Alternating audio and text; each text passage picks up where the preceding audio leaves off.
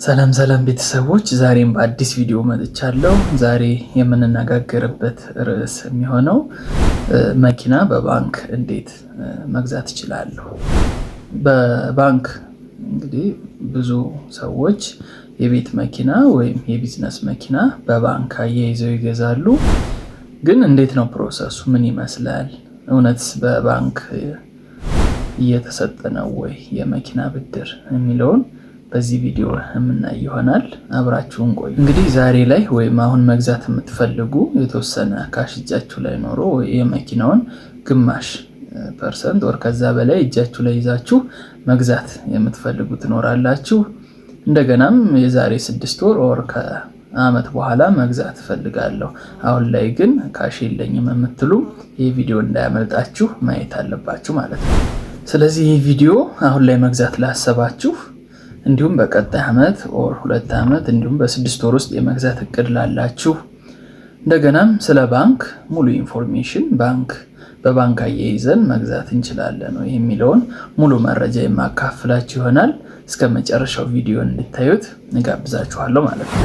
አሁን ላይ ካሽ ይዛችሁ የተወሰነ መኪና የመግዛት እቅድ ላላችሁ ሰዎች እንግዲህ የመጀመሪያው መመክራችሁ የሚሆነው ቀጥታ ባንክ ሳይሆን መሄድ ያለባችሁ አስመጪዎች ጋር ነው የሚሆነው፣ ወይም የመኪና ሽያጭ ካምፓኒዎች ጋር ቀጥታ ብትሄዱ ሞር የተሻለ ነው የሚሆነው። በእነኚህ በሁለት ምክንያቶች። የመጀመሪያው ምክንያት የሚሆነው ቀጥታ ባንክ ብትሄዱ የሚፈጠረውን ልንገራችሁ።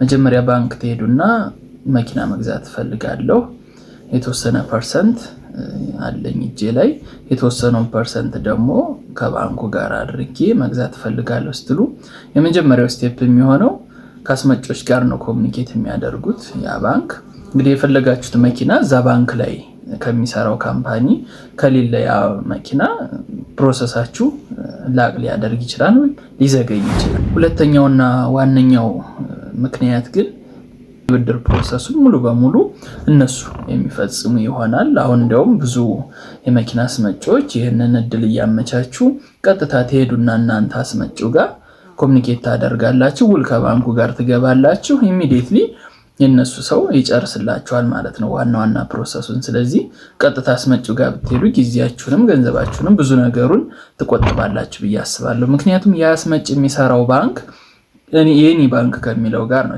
መኪኖቹን ሲያስመጣ ብድር ፋሲሊቴት አድርጎለት ሊሆን ይችላል፣ ኤልሲ ተፈቅዶለት ሊሆን ይችላል ከዛ ባንክ ጋራ።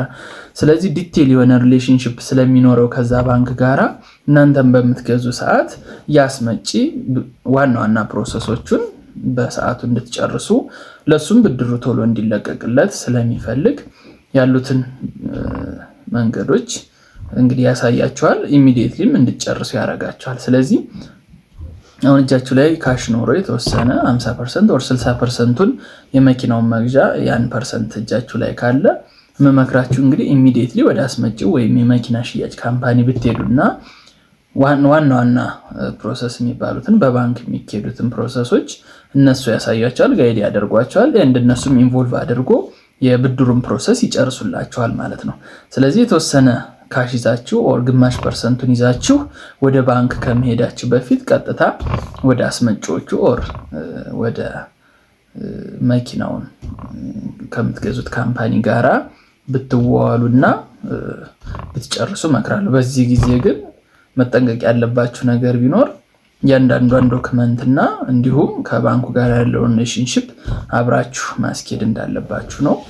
በቀጣይ 1 አመት ውስጥ ኦር በ6 ወር ውስጥ የመግዛት እቅድ አለኝ፣ አሁን ላይ ግን ብዙ ካሽ የለኝም 100-200 ሺህ ነው ያለኝና ከባንክ ጋር ግን እንዴት አድርጌ ልግዛ ብላችሁ የምታስቡ ደግሞ ብዙ ባንኮች የኮንሱመር ሎን ወይም የደንበኛ ብድር የመኪናና የቤት መግዣ ብድሮች ያመቻቻሉ። ብዙ ባንኮች ፐርሰንቴጃቸው ይለያይ እንጂ አንዳንዱ ባንክ 50-50%፣ አንዳንዱ ባንክ ደግሞ 70-30፣ አንዳንዱ ባንክ ደግሞ 20-80%ቶችን እያስቀመጡ ለደንበኞቻቸው የቤትና የመኪና መግዣ ብድሮች ያመቻቻሉ።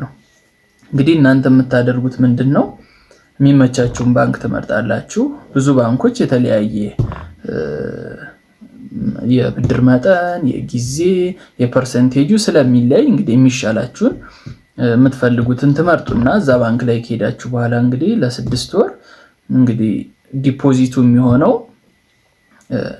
የሴቪንግ ዲፖዚቱ ወጪ ማድረግ አይቻልም፣ ገቢ ብቻ ነው። ለ6 ወር ወር ለ1 ዓመት ትቆጥቡና ያንን የቆጠባችሁት ገንዘብ የምትፈልጉት ሼር ላይ 30% ቆጥቡ ከተባላችሁ 30%፣ 20% ከሆነ 20% ወር 50% ከሆነ 50% ከቆጠባችሁ በኋላ ኢሚዲየትሊ ባንኩ ይገዛላችኋል ማለት ነው።